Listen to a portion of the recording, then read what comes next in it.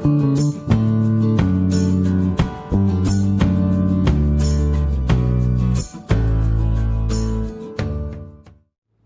teman-teman, sekarang kita baru berada di Tweety Chicken.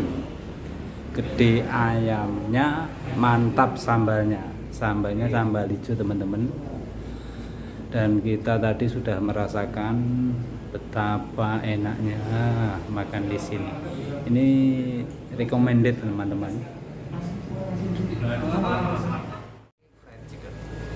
Tweety Fried Chicken. Ini mulai tahun berapa buka Pak?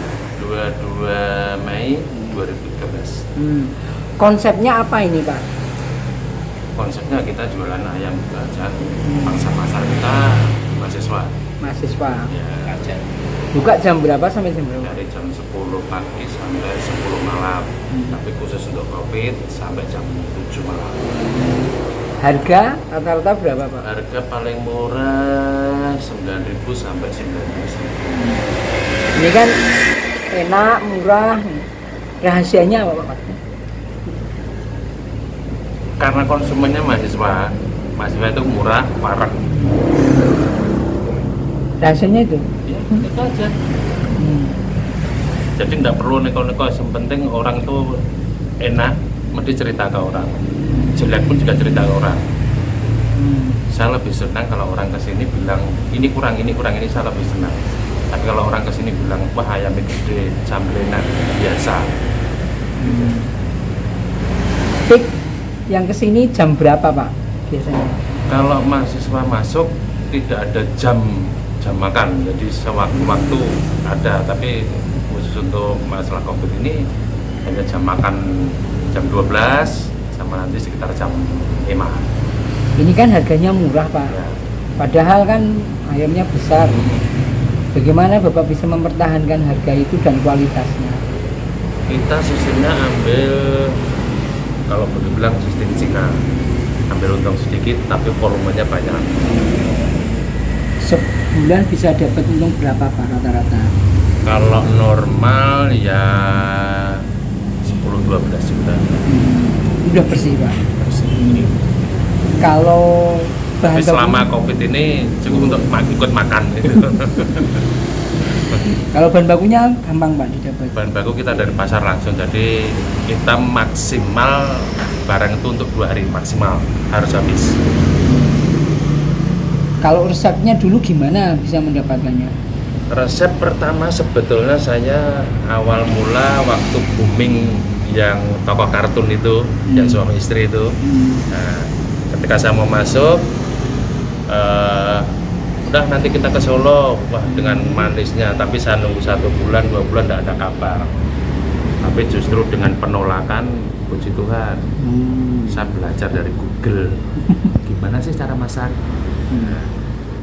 Saya coba 1 potong ayam, saya masak, saya cobakan ke anak, jauh Pak, belajar lagi, mendekati Pak, belajar lagi, hampir Pak, baru jualan.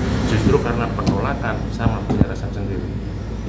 Tapi kalau dulu ikut, ya terus kita ngikutin orang. Awal mula pun saya merubah dari sistem ini kan lebih condong orang mesti gabungannya ke saus. Tapi saya berpikir orang Indonesia lebih suka sambal. Dulu orang merasa asing loh, sambal mesti disingkirkan. Tapi sekarang orang kesini 2 kata yang diucapkan gede banget. Yang kedua sambal. Gimana mendapatkan konsep sambal hijau itu gimana? Dulu sebetulnya awal mula dari ibu saya, kok tak gawe, saya nggak mau. Saya nanti ngerepotkan. Caranya gimana? Caranya kok ini loh, ini udah. Jadi sebetulnya malah justru itu lebih murah dan kenyataan sekarang orang lebih suka sambal. Makanya tertulis di sini fried chicken sambal hijau pertama di Indonesia. Sekarang pengikutnya ada yang fried chicken franchise besar yang gambarnya kuda itu loh. Ini nggak buka franchise Pak? Saya tidak, tapi kalau orang mau kerja sama monggo. Tapi selama ini 80% orang nggak setuju dengan saya karena konsep saya Anda harus di sini 2 minggu. Saya nggak mau orang cuman gitu, bukan, saya nggak mau. Mempertahankan nama lebih sulit daripada, memang kita buka franchise gampang sih. Tapi kalau nanti akhirnya jatuh, ada contoh bebek goreng yang terkenal di Kartosuro itu, begitu buka franchise paling lama 1 tahun habis semua karena mereka belajar hanya 2 hari. Saya maunya di sini orang 2 minggu agar betul-betul tahu bagaimana sih menggoreng 25 potong dengan 75 potong. Saat ini kita perlu menggoreng berapa? Waktu pagi atau nanti jam 7 malam kita gorengnya berapa sih? Besarnya api seberapa, karena kita masih model manual, saya bukan mesin otomatis.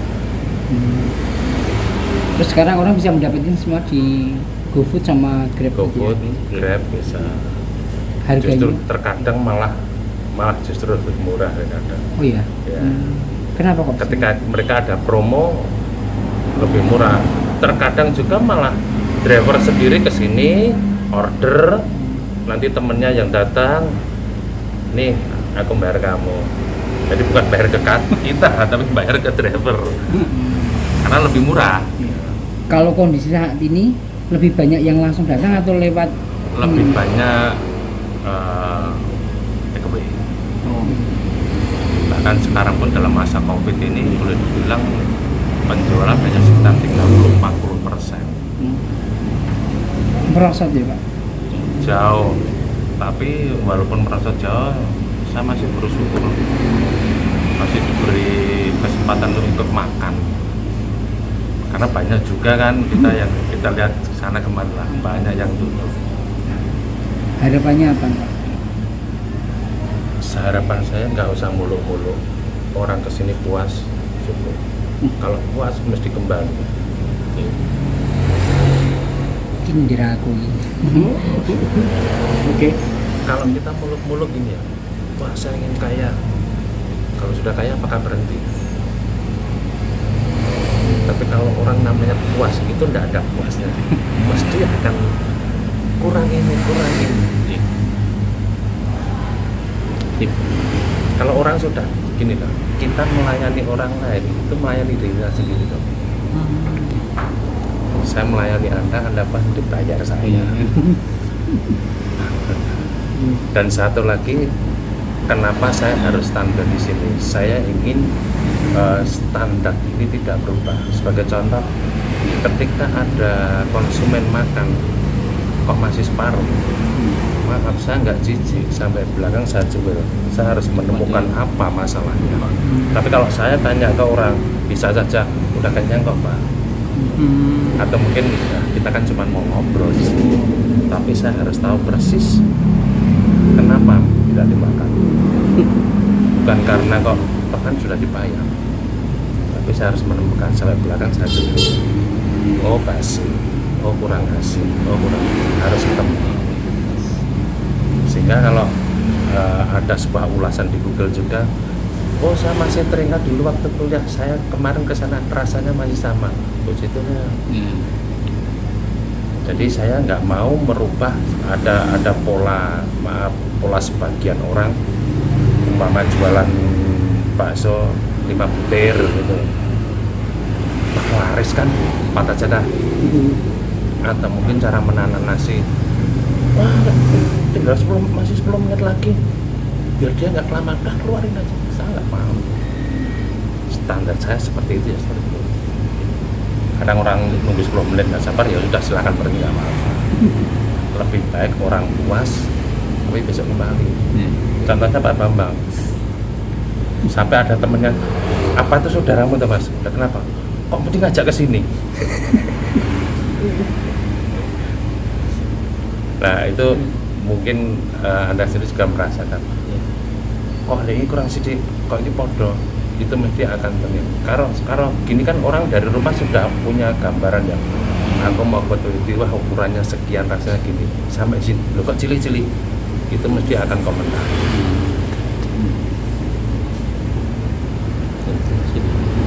Terus kuncinya hanya satu, ketika kita melayani orang itu melayani kita sendiri. latar belakang Bapak, latar belakang Bapak sebagai sebelum Awal Nggak gaduh saya. Nggak gaduh. Saya fisik administrasi negara, oh, malah. harusnya masuk di bidang politik. Tapi gini, masuk ayam goreng. kita nggak bisa akademik saya ini.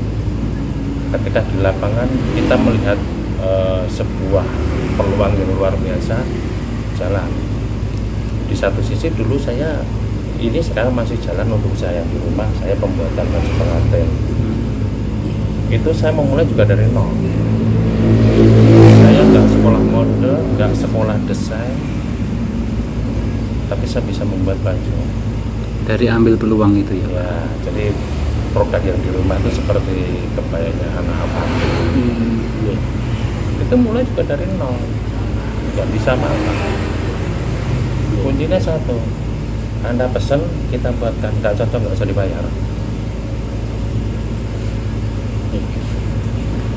Tapi justru sekarang saya ambil pasar menengah ke atas, orang Solo nggak berani beli.